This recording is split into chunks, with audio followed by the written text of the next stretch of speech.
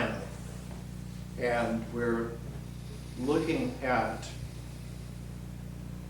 a challenge that has come over the last several hundred years, but over the last 60 years in a very concerted way.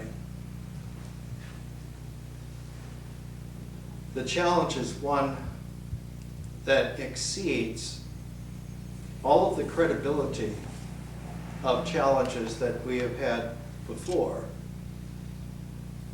Within the last 60 years, it's become apparent that our entire species is undergoing a sea change.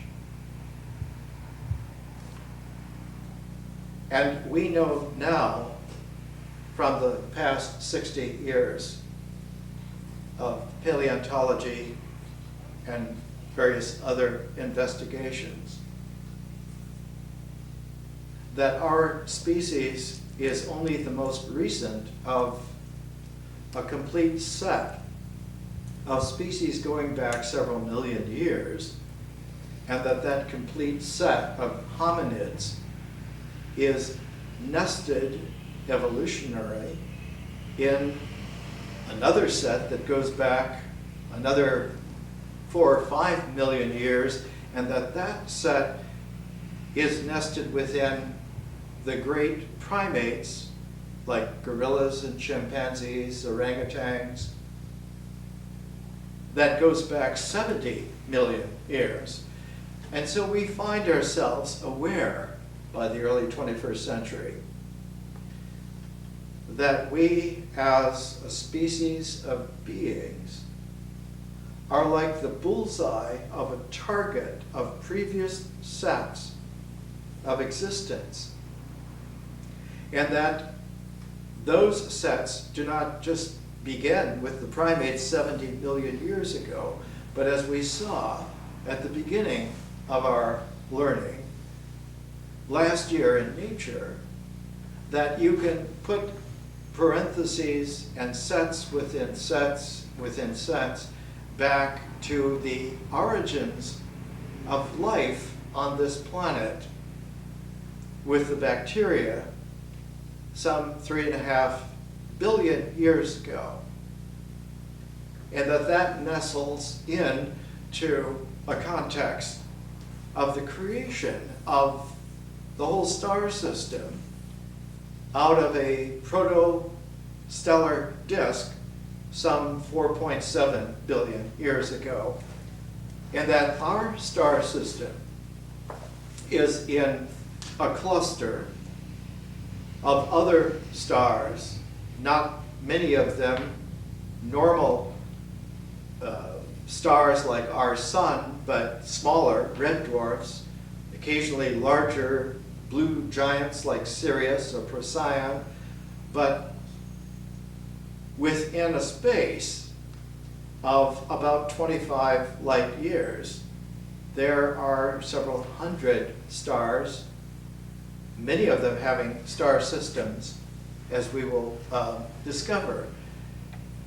And that our star system at 4.7 billion years old nestles within a universe of so many star systems that they collect into galactic structures, and so many galactic structures that collect. And all of this goes back to a primordial, really primordial plasma of about 13.7 billion years ago.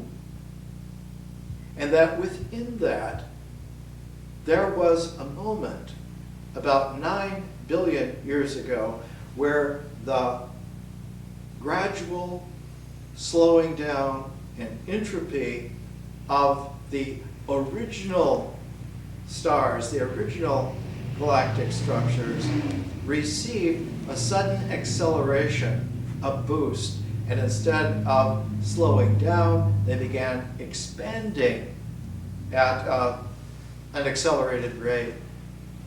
And that our star system was formed about halfway in that enormity of someone stepping on the gas. and that an expanding universe is now guaranteed to expand indefinitely. The word is forever, and has a peculiar quality to it in that in the normal astrophysics of space-time, there would not have been a way for the acceleration to an expanding universe without there being further dimensions than space and time brought into play. One of the deepest wisdoms of our species, translated into 21st century talk, is that our ability to become conscious introduces, evidently, a fifth dimension to the four dimensions of space-time. That something quintessential comes into play, like thumb, and the four dimensions of space-time acquire a fifth dimension that allows for this expansion of whatever occurs as existential in space-time to have the ability to transform into an infinity of possibilities.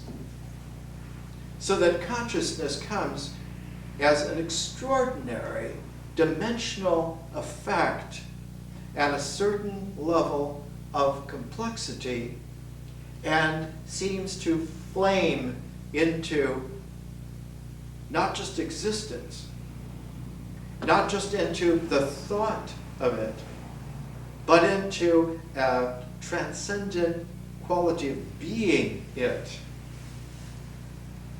This is definitely something that happens universally, and that in the 9 billion years in which this has obtained, there must be star system civilizations without count. Not just millions of them or billions of them, but without count. 60 years ago, this summer, in Roswell, New Mexico, the crash of alien spacecraft came as an abrupt surprise and shock, not only to our species and the few people who understood what was happening, but to the other species that suffered the crash. The details are exotic, but what has happened is that we are facing a threshold that could very easily be an extinction crisis for us, in the sense that we are facing something that our species survived some 45,000 years ago, and that is the development of a variant of Homo sapiens. And the high water mark of the development of the new variant of Homo sapiens is that we became not just wise hominids, but we became wise about being wise, and the way it's expressed is you double the word sapiens. Homo sapiens sapiens. Not a subspecies, but a variant that now takes the lead. And that just as Homo sapiens was enormously more capable and complex and viable than the hominid species just before us, Homo neanderthalis, the new discovery of little hominids in the island of Flores in Indonesia, Homo of florensis, the realization that Homo erectus, viable for almost 2 million years, gave rise to the hominids like Neanderthal, or about 160,000 years ago, Homo sapiens, that as soon as a new variant that is more capable to accept the challenge and make a response. Life's energies, reality's guarantor of not just survival, but of flourishing, of nourishing, goes to the new exploring point of penetration, and that species becomes eventually dominant. The new species is that Homo sapiens sapiens is learning to go off-world, to go off the earth, at least as far as we can practically see, over the next 200 to 500 years, to go off this planet and inhabit the entire star system. And so a temporary designation that I have introduced is that the new subspecies, the new variant coming, which has already begun and is here, is Homo sapiens stellaris, star wisdom man. That our home will be the entire star system, and what will be the adventurous frontier for us will be the interstellar reaches that go in this galaxy. It's about 30,000 light years just to get to the center of the Milky Way. And we're about 2/3 the way out to the edges. Make that 45,000 light years times 2 is a diameter of 90,000 light years, and perhaps another 50,000 light years as outlayers and halos and dark matter and so forth. And you realize that we are now needing to recalibrate. And the recalibration is not one of adjustment. It's not one of transition. It's not one even that a revolution could help, or that a reformation could help, even that a renaissance could help.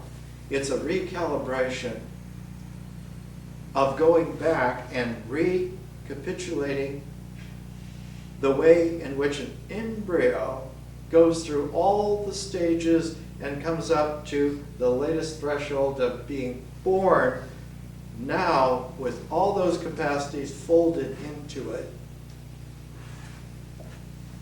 And so our recalibration requires us, at least on a minimum basis, to understand how all of this occurred, how the universe occurred, how existential stars and galactic structures occurred, all the way up until the birth of our recalibration in our own time and in the succeeding decades and centuries to come. And more, what will atrophy is that the old ways will not work any longer. They will not have the efficacy that they once had. And the energy, the nourishment, will go to the new. The observation increase of interstellar spacecraft came immediately upon the development of the atomic bomb, the development of nuclear energy in its initial primal blast in New Mexico was something that had repercussions. At the time, the greatest visionary evolutionist of the time, Teilhard de Chardin, wrote an essay, Spiritual Repercussions of the Atomic Bomb, that's collected in his book, The Future of Man. And increasingly, it became apparent that that site, the Trinity site in New Mexico, was some kind of a pinprick of a pivot of the signal that Homo sapiens stellaris was being born in a radically revved up way, coming into play And the Roswell crash was midway between the Trinity test site and the Roswell Air Force Base that at the time was the only atomic bomb carrying fleet, Air Force fleet in the world.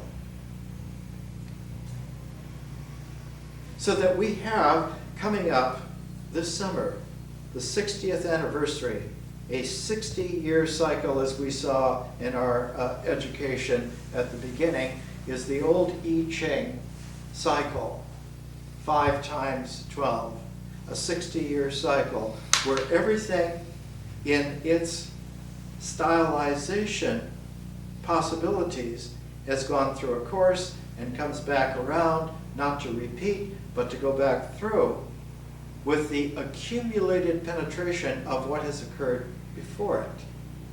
Now operating not just in a recollection in the mind and not just in the documentation in the records, but it juices up the 5th dimension of consciousness so that its quintessentiality now has more transforming power than it had before. And that each time these cycles repeat, they repeat in such a sense that they acquire more amperage, they acquire more capacity to transform completely so that everything becomes new again. We live in 2007, where that particular 60-year cycle, later this summer, will come back into play in a huge way, a very big way. If you look at the state of capacity in 1945, and you compare it to 2007, it is extraordinary. If you rev that up exponentially, you realize that the next 60 years are going to absolutely dwarf what has happened before.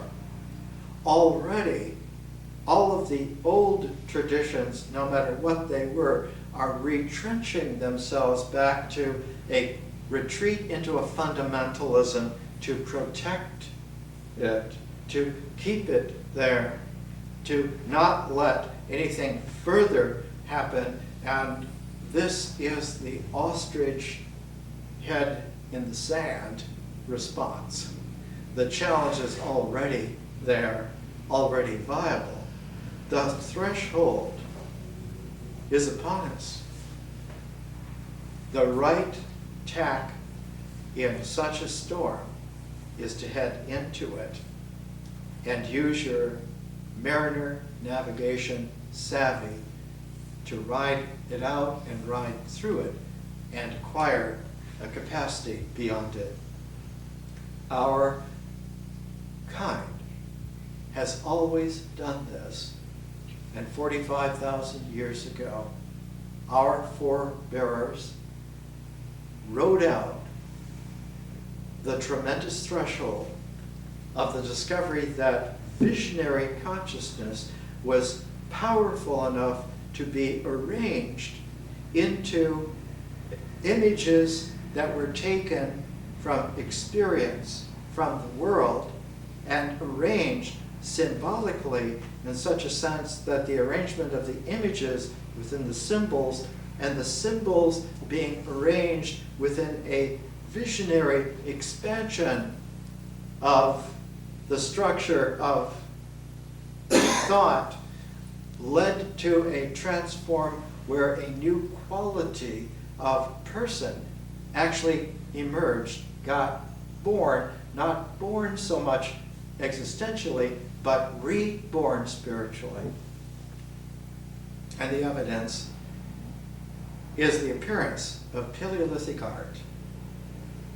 And all of a sudden, one finds the record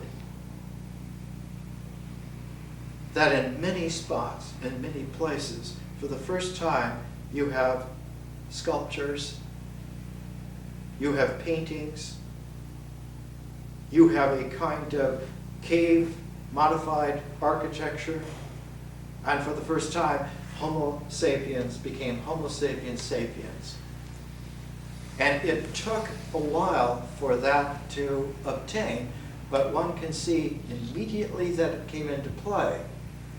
It became enormously sophisticated very early on.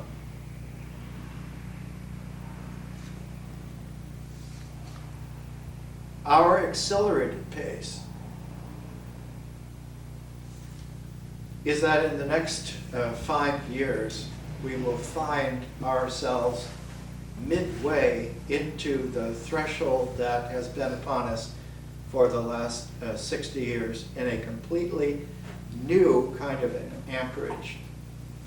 This learning is a recalibrating of the way in which learning acquires its wisdom through all the stages from the beginnings of an organic life force coming into form all the way through until today, the latest development. The technique, though, is one that requires a patience of hunting, a patience of gathering. The wise old Paleolithic hunters learned that it was better to hunt game together. And so instead of the lone hunter, it was better to have a group of hunters that had the savvy of working together. The gatherers found that if you have the cooperation of gatherers, you can take advantage more quickly of a time-bound berry crop that will go bad in X number of days, and you can harvest the ripe fruit very quickly and gain all that nourishment. That the hunting group together can bring down any game that is out there. Even on the level of a 13-foot tall mastodon, a handful of Paleolithic hunters working together with just flint spears can bring that game down. So our whole new level of cooperation, a community that is arranged in a recalibrated way. We are no longer dependent on being a community of just a geography that is existentially immediate. The entire planet is a field for a possibility of a community. A blog site can reach anywhere on the planet and can reach any number of tens of millions or hundreds of millions of people. There's no limit now to the size and complexity and depth of what a hunting community might be, of what a gathering community might be. But fundamentally, to transfer this on, to teach these techniques, the fundamental quality of our species will remain sharing learning. And so what we have here is a learning process recalibration that allows for us to participate in a hunting, gathering, learning community that is not only unlimited in terms of geography, but unlimited in terms of traditional wisdom access. We can include in our community those men and women who lived all the way back to the beginnings of Paleolithic art 45,000 years ago, and also to project into the future array of possibilities, the future possibilities of ourselves, like a vast science fiction rainbow. And so the past becomes new, and the future becomes viable in a complexity of the present that is shareable in an increasingly refined way of efficacy. Always at the beginning, of such a moment, of such a move as radical as this. The beginning is always very small. It's like the first spark. It's like the first neural impulse jumping the synapse gap. It's like the very beginnings of it are always small, but have a carrying power through resonance and through harmonics. This has been kept campfire confidential, largely over the last 40 years, on purpose. Several times it has been let out to see what it would expand to. As early as 1970, the symbols phase, which was then a symbols course, the very first one that I designed, was let to expand from 70 students to about 350 students in the second offering, and it was apparent that it was going to be kaleidoscopic. And so it had to be not curtailed, but it had to be kept into a viability of exploration, because everything had to be done from scratch, anew. And now by 2007, it is viable in recalibrated ways all the way through. Vision is the fifth phase out of 8. And it's kept into 8 phases, 4 and 4, as a pair, because we are used to composing a music in an octave. And so we take the 8 phases as if they were the notes of a musical set, understanding that we can multiply the 8 notes of a musical set. And for instance, if we have 11 sets of the 8, we now have a piano. Now, instead of just having the elemental percussion, or the elemental flute, or the elemental tambourine, or cymbals, one now has an instrument where an artist can come along, like someone named Mozart, and compose fantastic new ranges of musical forms of feeling, shareable by hundreds and perhaps thousands of years of fellow beings in increasingly complex ways, so that now there is not just a Mozart, but there are thousands of composers using the instruments, all of them refined in such a way that they can enlarge and refine the feelings, the images, the very sense of language that we use to talk about our experiences, and increase the quality of the integral and release a larger amperage of the visionary. We're taking by the middle of vision. The first 4, we're on a pair, we're always pairing, we're always going into symmetricality, we're always going into tuning. We always take pairs of books, pairs of classical persons, because we're trying to wean ourselves away from a textbook education based on subjects, subject to exams, expectant of degrees, and all of that calibration, to take pairs so that constantly now what were texts, what were the basis of instruction, what was the curbing of learning, just so that the mind was the final repository, symbolic thought was the end of the game. If we pair, we now always have proportions. we have ratios.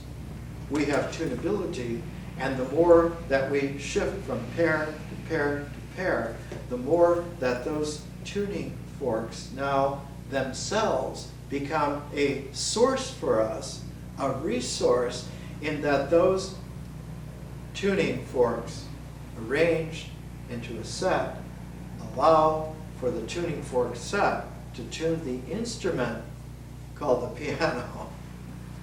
Now the capacity to explore, to compose, to create, to use the new instrument matches the capacity of the instrument.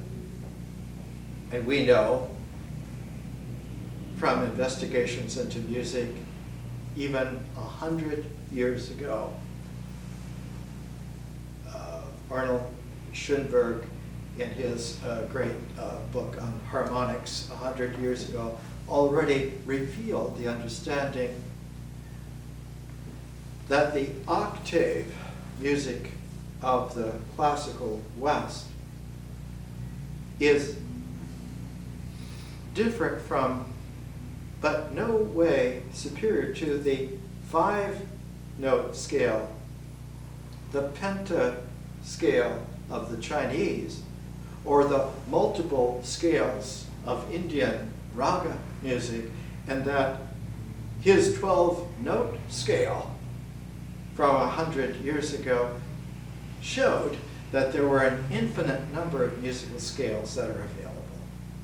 We can not only tune and retune ourselves, but we can do this in an infinite array of possibilities. There are more musics to be enjoyed that have never been heard than 1 billion times all the compositions thus far. So our threshold is not one of jeopardy, but it's one of promise. Its only jeopardy is that we do not go through it, in which case it becomes a devastating wall of extinction. Otherwise, we have the capacity through our consciousness to add the dimension of quintessential transformationality to it, and it becomes permeable to us. And instead of a wall, it's a membrane. And instead of there being a recoil, there's an osmosis. And instead of there being an extinction, there's a raising of the refinement of our livingness. The two examples that we took to begin the first 4 vision presentations, we took the classic Chuangzi from the Taoist East, and the classic first Hermetic treatise, the Poimandres, the Mind Shepherd, from the classic West. And we paired East and West again, like we did a year before in nature. We took Thoreau and the I Ching, the classic nature of the East, the classic man of nature of the West, and used them in new proportional ratios. And with Chuangzi and the Poimandres, we began, and now we're expanding it in the second group of 4 vision presentations to Shakespeare's greatest play, The Tempest, and to the wonderful Odes of Solomon. And as we go into next week, we will bring ourselves to an even stronger way of understanding how this transformation could happen. The third set of vision, the pair will be 2 of the most remarkable young men at the threshold 200 years ago. Both of them died in their 30s. Both of them left an indelible impress on the way in which the next 200 years unfolded. We're going to take Shelley and Schiller. We're going to take Shelley's Prometheus Unbound, because he was able to reach back in his own poetic genius of language to the origins of classical Greek tragic drama and tease it forward through the Renaissance, pictured by Shakespeare as an exemplar, into a third level of possibility. Aeschylus's Prometheus Unbound from about 2400 years ago. Shakespeare's Tempest of about 400 years ago. And Shelley's Prometheus Unbound of about 200 years ago give us this kind of alignment. 200 years back, 400 years back, 2400 years back, so that we now, with those 3 points, those 3 alignments, can use this as a sight line to go back as far and as deep as we need to go. Back to understand now what kind of Paleolithic dramatic events were choreographed 40,000 years ago, or 20,000 years ago. And if we go back 20,000 years, we see that in the great cave of Lascaux, there was such a sophisticated understanding already that one is brought not just through initiations, but brought through a set of resonant thresholds to find the courage to undergo what would normally be an experience of death and to survive it, and to be reborn not as an existential, but as a magical spiritual being who is not limited by the limitations of existence.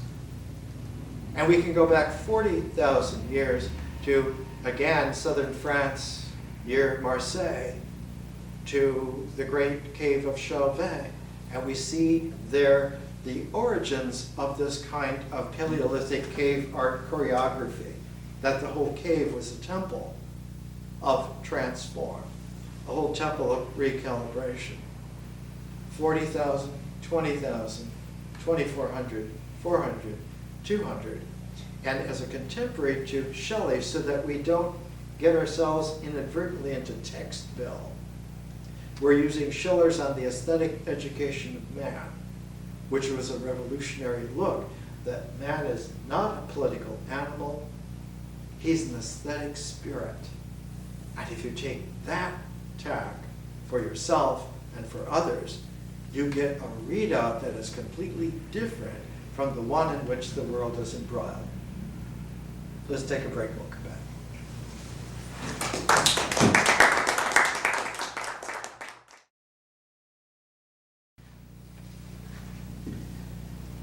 Let's come back and let's reposition ourselves just for a moment.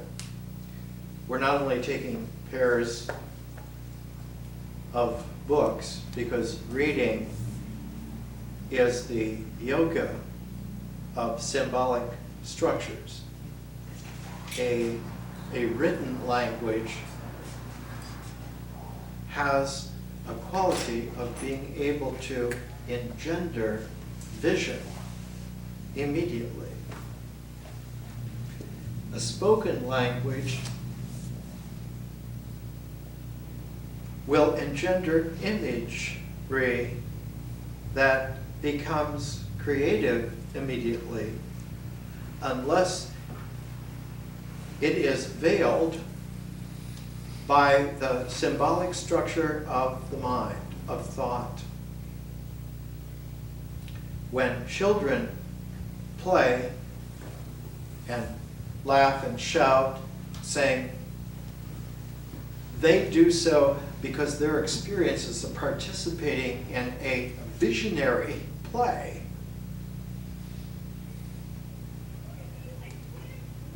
As they are put through the artificiality of the educational mill, they lose this immediacy.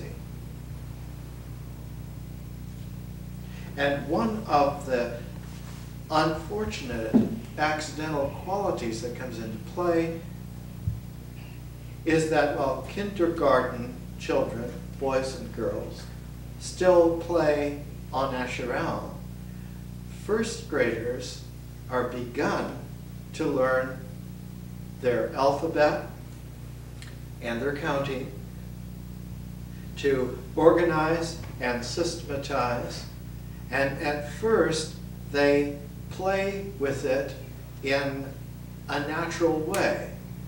They sing their ABCs, A, B, C, D, or they have fun with the counting of things, and they'll go around counting everything.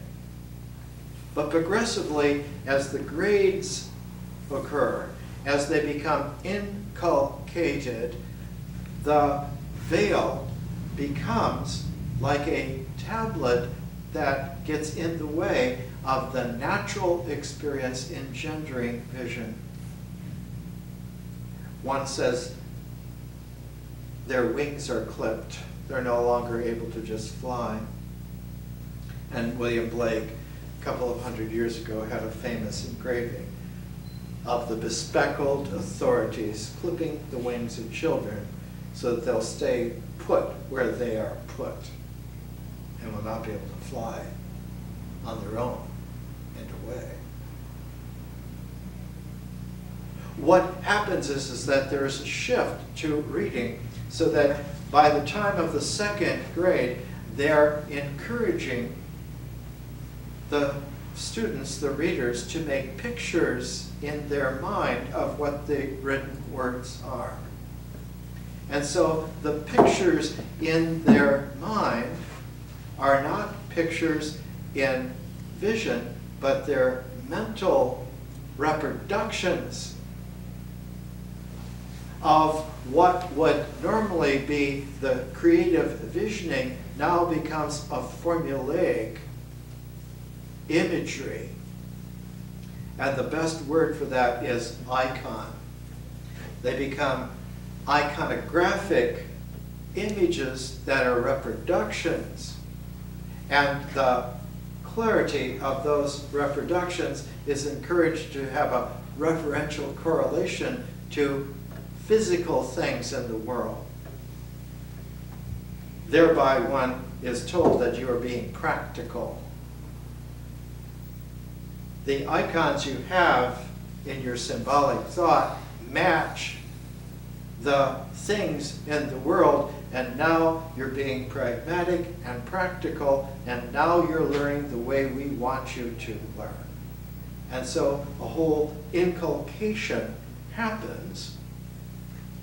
And one of the curious qualities to this, children raised in the 1930s and 1940s, in those 20 years, their exposure, largely outside of school, was to radio.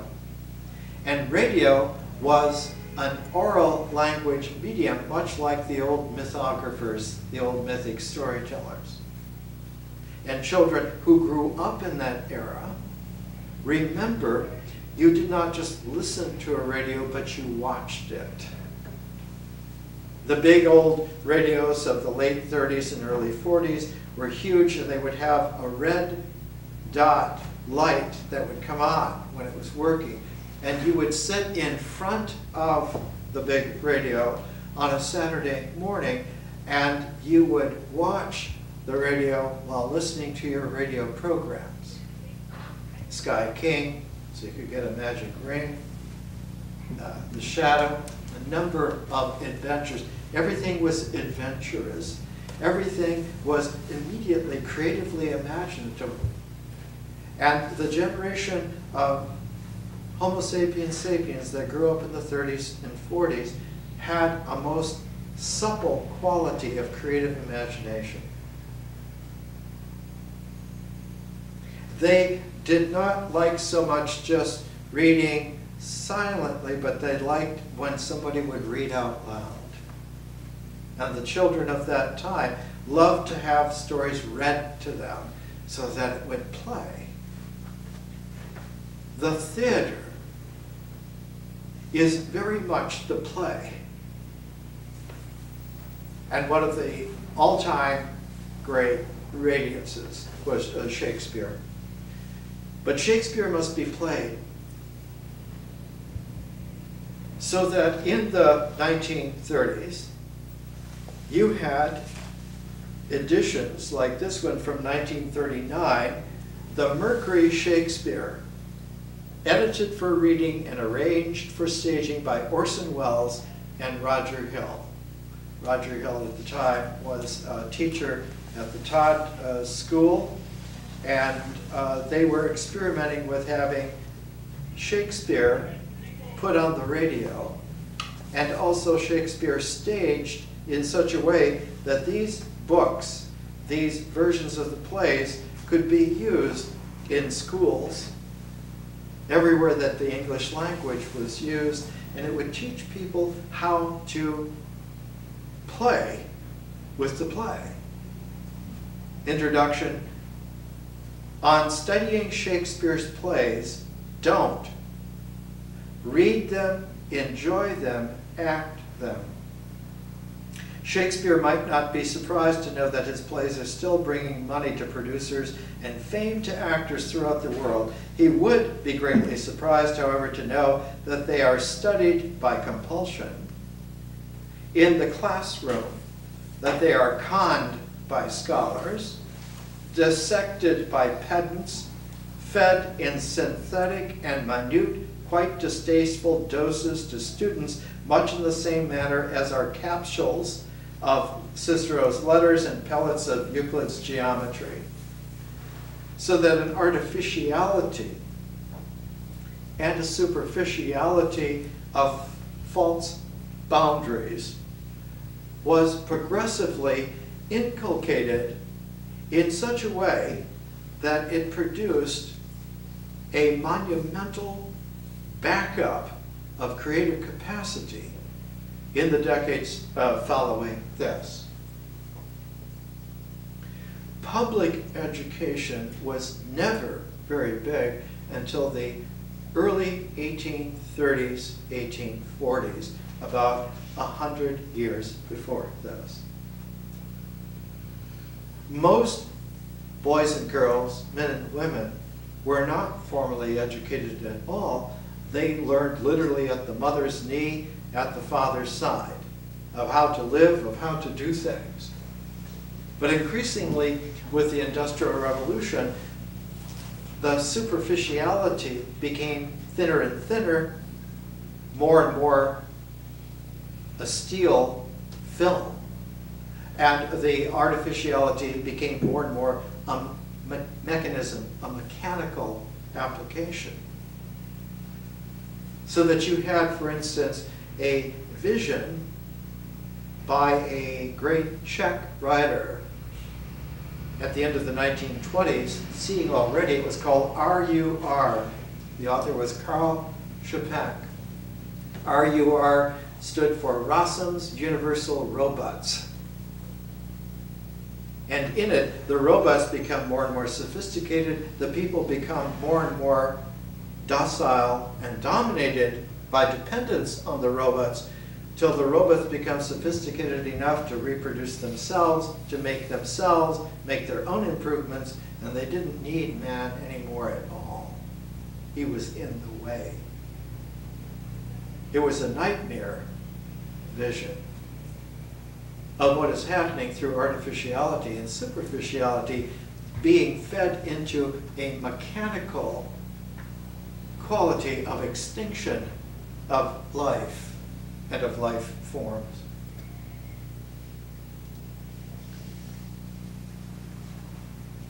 Here's from Orson Welles in his beginning. Well, one more biography. And it's headlined Biography of William Shakespeare, number 1,999. Well, one more will not seriously disturb his ashes. It will, however, seriously disturb the complacency of any biographer who aims at literary honesty. What to say? What not to say? Tennyson told us the world should be thankful there are but 5 facts known about Shakespeare. This sounds simple enough. It might easily be memorized verbatim by Even an amateur examinee, and thus armed, the student might supposedly face any college board test on Shakespeare with equanimity. But alas for the student, and fortunately for the student, if you get what I mean, this is not all. It's not even a start. The Mississippi River starts as a tiny spring in Minnesota.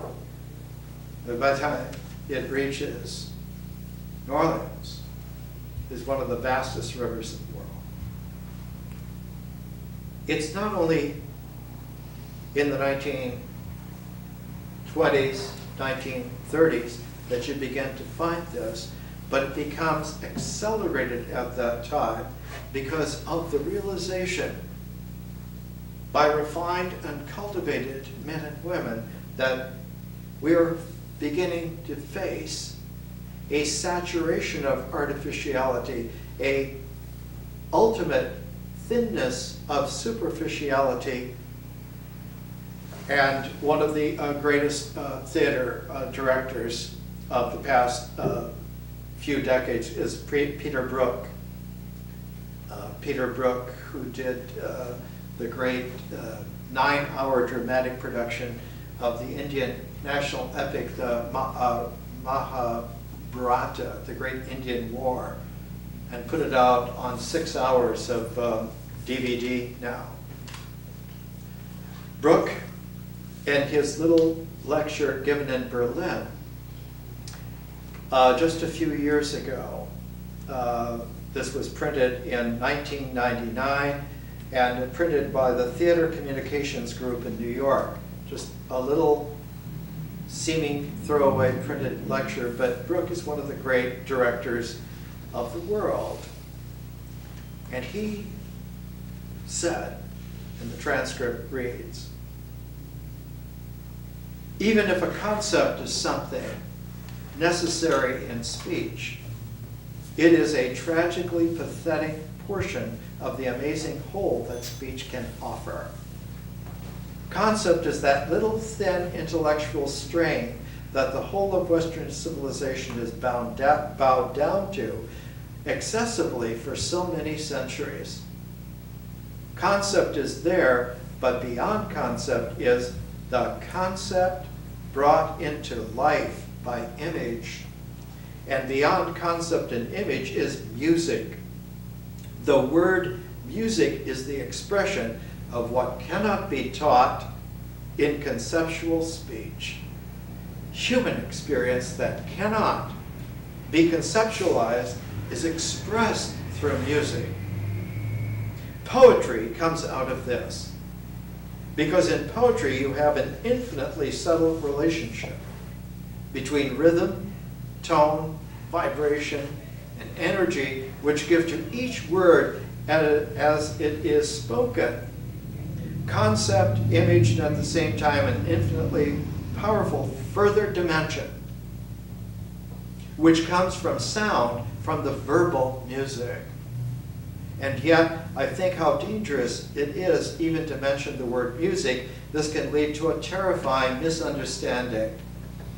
An actor can take this to mean, I have a musical voice so I can speak musically.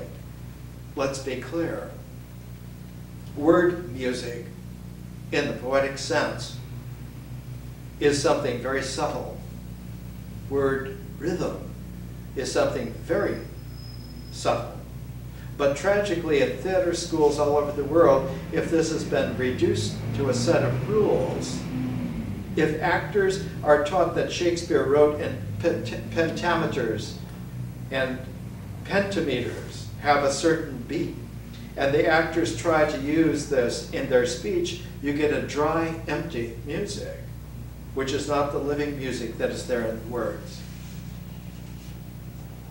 The ancient way to speak of this, when English went under its transform 600 years ago into the humane Middle English of Chaucer, of Sir Gawain and the Green Knight, of all of the great, huge first transformation of English into a humane living language, the phrase was to lift the words off the page.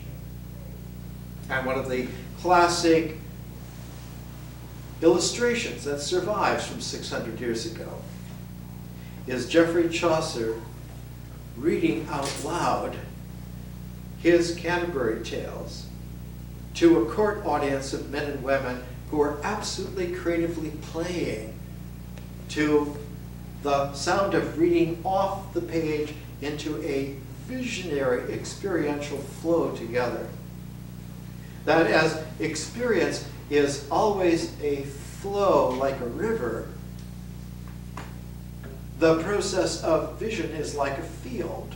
And where experience usually flows through the field of nature and finds its comfort there, finds its home, finds its familiarity, it gets suddenly surprised in a beautiful way that it can flow in the field of vision just as well. And that where it flows in the field of nature, the existence of things is wonderful and clear. When it flows in the field of vision, it realizes that the mind is wondrous and capable of transformation. That the structure of thought is not an indelible structure, but is a relationality of proportions that can be remodulated in such a way that you're not destroying anything by redoing the structures of thought.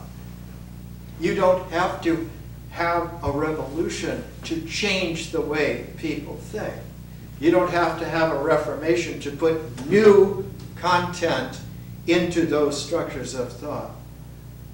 You don't have to have anything radical at all, because the mind's structure is supple and thrives on being creatively not just rearranged, but reconstituted completely. Two things come out of the field of consciousness. It emerges a new kind of rainbow person for whom the spectrum of possibility is the very stuff of new ways to be. Who will I be today? Who might I be next year? And 50 years from now, I want to surprise myself and have gone through many styles of possibility of my being. The enriched life is infinitely variable. The other that comes through is a mind that becomes supple again, in that it does not rely upon habituated actions to correlate referentially with doctrinaire structures of ideas. The other person's difference from you becomes a point of interest rather than a point of contention. And so the variety of human beings becomes a wondrous possibility. And there are as many ways of being as need be. To lift the language off the page is the very essence of a dramatic presentation. And Shakespeare is one of the all-time great presenters. If we look at acting Shakespeare, when you are in a production of a play, this particular volume by Wells was Twelfth Night, and I remember at 17 acting the part of Malvolio in Twelfth Night in a company in our city called Pit and Balcony Players.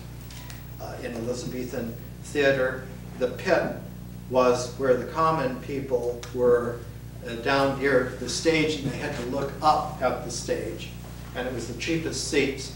And the balcony, the gallery, were also common people, but a little better off that they could sit down and get a little distance. But all the wealthy people had their own boxes where they could have their food and their wine, and they could jeer or cheer from comfort and from prized places. So pit and balcony meant the common person's participation, because the audience in all of its layers becomes, when the magic of theater is happening, a part of the commune that's going on. And what one has then is that the performers, the actors, in their doing of the presentation of the performance, the audience energy becomes a part of their energy flow, and it's like having the two poles, an electromagnetic field begins to occur, and there's something like a really magic performance, a magic night, an incredibility. One of the most incredible exemplars of this was at the first Monterey Pop Festival in 1970. Ravi Shankar played a new created Indian raga based on American rock music, and it was called Dhun, D-H-U-N. And when he performed that, you got a bluegrass American rock rhythm to the way in which a classic Indian afternoon raga had its energy. And when it finished, in one of the most melodramatic flourishes of the tabla, the drum, and of the sitar, chording down and chording up, and it ended with such an impact that the entire audience was absolutely stunned. And the cheering was not out of cheering a performance, but like a gushing heart, anahata chakra emotion that you had participated in this. The audience was an indelible part of that performance. An incredible realization came through that the ancient India music and the modern late 60s auditorium rock performance had flowed together in such a way that they were real together. There was no discrimination whatsoever of different centuries, different millennium, different musical types. The new music was heard there clearly for the first time, that this was an extraordinary event. One of the follow-ups to that was George Harrison taking a whole group of musicians to make a special concert for Bangladesh, the poorest part of India that had been taken out of India and put into its own country and left to languish. And one hears in the concert for Bangladesh the response, the follow-up to Ravi Shankar's Dhun at the Monterey Pop Festival, the first one. And you hear in the interplay of this, the way in which this kind of learning brings out something never heard before, never seen before, but welcomes a completely new quality of our vitality and our possibility. We're taking Shakespeare's Tempest because it crowns his entire career. And we have been talking the last three, now this is the fourth presentation, that the figure of Prospero, the old magician, who knows how to command the elements, who's in touch with spirits like Ariel, who has a structure of recognition and of capacities that are truly magical, that all of this came to a fore right at the beginning of the 1600s. The most devastating book published at that time was published in 1608, right at the time where Shakespeare went into high gear and produced the four last great plays of his life, The Tempest being the fourth. And what was published in 1608 was for the first time a completely new astronomy by Johann Kepler. And the new astronomy was the first time that there was a new way of looking at the universe since Ptolemy's great Almagest, that's the Arabian Islamic translation of the Greek title, the Ptolemaic astronomy and universe.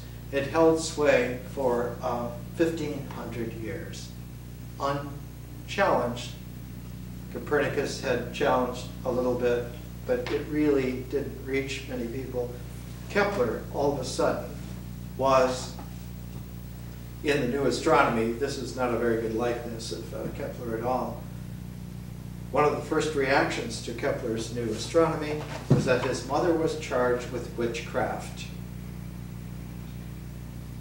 The authorities didn't know enough sophisticated math to be able to challenge Kepler on Kepler's terms, so they went for the jugular vein.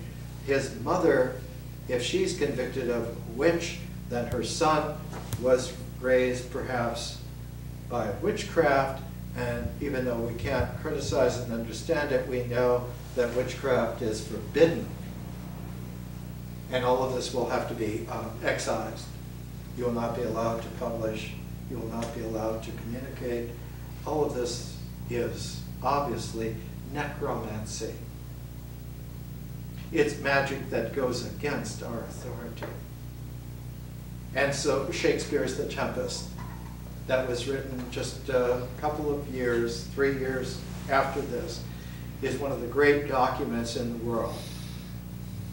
A man who was so equanimous that it's difficult in the previous place to find any way to position Shakespeare in terms of a doctrine, in terms of, well, what were his beliefs?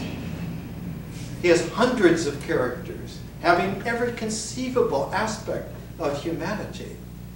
And he, in his great cape of capacity, has thousands of different ways to be human embroidered. He's just humanity himself, and yet in The Tempest, the figure that comes through is not any figure playing a part in this play, or any of the figures in any of the plays, but it is the playwright. It is Shakespeare, the man, who comes through and discloses in the play one of the curiosities of his time. And one of the curiosities of his time is that the focus of magic, the focus of theater, the focus of religion, of science, had come very close to being a mishmash of mutual hatred and polarity. One of the figures who was there at the beginning was Giordano Bruno, and this volume by Frances A. Yates. Frances Yates was about 6 feet tall. She had flaming blue, white hair when I heard her speak, and she had lived in the same house for 50 years, and she was one of the great scholars in England at the time. And this volume was published in 1964, right at the beginning. Bruno had gone from Italy to London in 1583 and had made a contact there, as we talked last week, with some of the brightest new poetic voices in England, chief among them Sir Philip Sidney and Sir Edmund Spenser, the author of The Fairy Queen, and we talked about Sidney last week. The book that followed up on Giordano Bruno and the Hermetic tradition was Frances Yates, 2 years later, 1966, doing The Art of Memory, the creative imagination that is projected out, and the overwhelming great chapter in this is chapter 6, called Renaissance Memory, the Memory Theater of Giulio Camillo. And one finds in here the full doubt that the memory theater of the Renaissance held a key to recalibrating the entire structure of symbolic thought in a visionary mode rather than letting it remain in a doctrine mode. Rather than it being a doctrine mode addicted to making sure that it was following the habitual connections that you were taught, that you must obey, that you ought to stick to, and that anything else was dangerous. Anything else, who knows where it will lead. That the memory theater was a recalibration of the structures of symbolic thought. Many books followed. This one came out in 1969, 3 years later, called Theater of the World. It has the Leonardo da Vinci hermetic star man, famous. The man who was not crucified, but who was exultant. One of the great paintings of this, watercolors, is Glad Day by William Blake. The frontispiece, John Dee, Theater of the World, the astrologer to Elizabeth I, the greatest mathematician of his day. It was Dee, as a mathematical genius, who first figured out and published in 1575 a long essay, many, many dozens of pages, on how to navigate the entire globe of the world. And this was the foundation of British sea power, because one now could navigate the entire globe as a globe and have the math and the instruments to be able to be at home anywhere in the world, no matter where your ship was, and to know exactly where you were and how to get back and how to get there again and how to do this concourse. The central figure of the Yeats volumes, where she taught, was at the Warburg Institute in London. But before the Warburg Institute was in London, it was in Berlin in the 1930s. Developed just after the Nazis took over Germany. It was developed as a response to not let this go any further. And the first journal of the Warburg Institute is 1937 July. Now, Abby Warburg was the older son of two sons of the most wealthy bankers in Germany, in Berlin. But he made a deal as a very interesting young man that his younger brother would inherit the running the family banking businesses if the younger brother would make funds available so that Abby Warburg could buy books and accumulate a library, because he was interested in many things, especially the Renaissance and how it affected everything in the world. So the younger brother agreed to it and didn't realize that his older brother was smarter than him and bought millions of marks worth of books and had a library of 65,000 volumes. When the Nazis began to close them down, he moved the entire library, the entire school of scholars that collected around it, to London. And it was there in London in the 1940s and 1950s and 1960s that all of this work was done.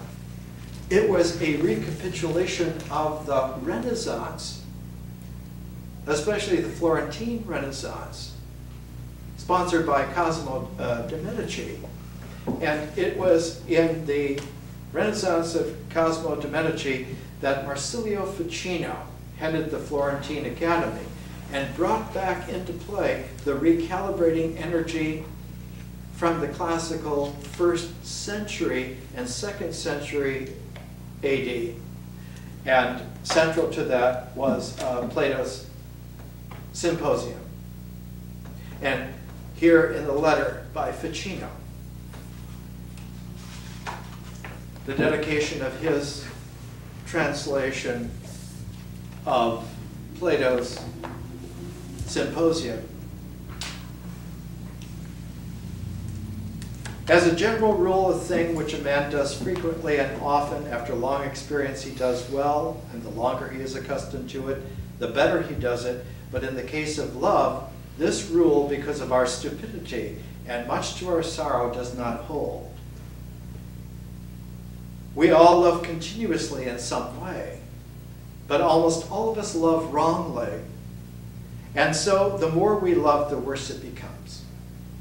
And if 1 in 100,000 loves rightly, because he is not the common practice, no one follows his example. We fall into this great error, unfortunately for us, because we boldly start out upon this difficult journey of love before we know its destination, or how to travel the perilous path of the journey. The farther we go, the farther we stray to our great undoing, and losing our way in the dark forest of love is more serious than on other journeys, because we travel there in large numbers often, in order to lead us back to the straight path which we had missed. The supreme love of divine providence inspired a chaste woman in ancient Greece called Diotima, the princess, who under divine inspiration, finding the philosopher Socrates devoted above all else to love, and explained to him what this ardent passion is, and how by means of it we can fall into the greatest evil or soar to the highest goods. Socrates in turn revealed these holy mysteries to Plato in his dialogues. Next week we'll take up exactly where we stop here and see that there was an esoteric center within a center, and the center within the center was a young, brilliant man named Pico De Mirandolo, the Count of the little kingdom, the Duchy of Mirandola. Pico de Mirandola, again, like Shelley, like Schiller, like Mozart, died in his early 30s. But before he died,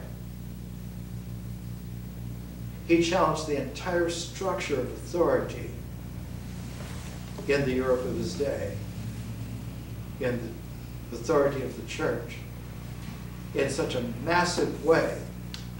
When he threw down the gauntlet, he threw it down with 900 argument theses he was willing to argue with anybody in the world. He was 23 years old. Of course, the inquisitors came after him, and he died a few years later, very much on the tender hooks of one of the biggest threshold crises that's like a resonance of our own time. Shakespeare is a direct later inheritor of the outcome of these kinds of events. Next week, when we bring in Shelley and Schiller, we'll see that both of them are resonances further along of Shakespeare.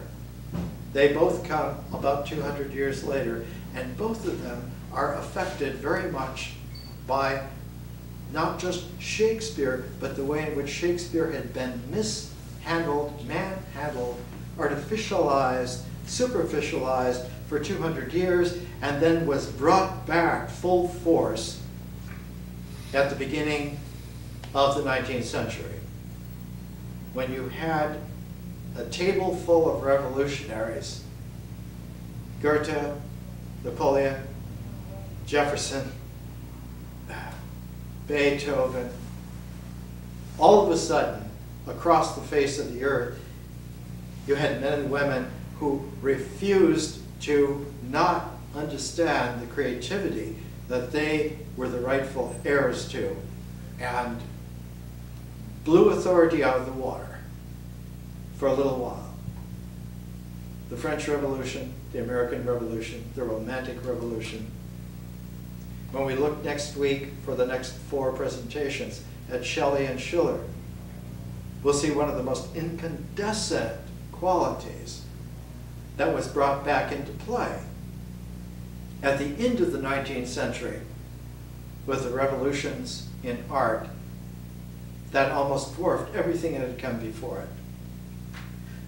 Be sure and watch the films, the 4 films that go with the vision. Peter Weir's The Last Wave, Frank Capra's The Lost Horizon, Federico Fellini's Juliet of the Spirits, and the beautiful film that George Miller did in Australia, Mad Max Beyond Thunderdome.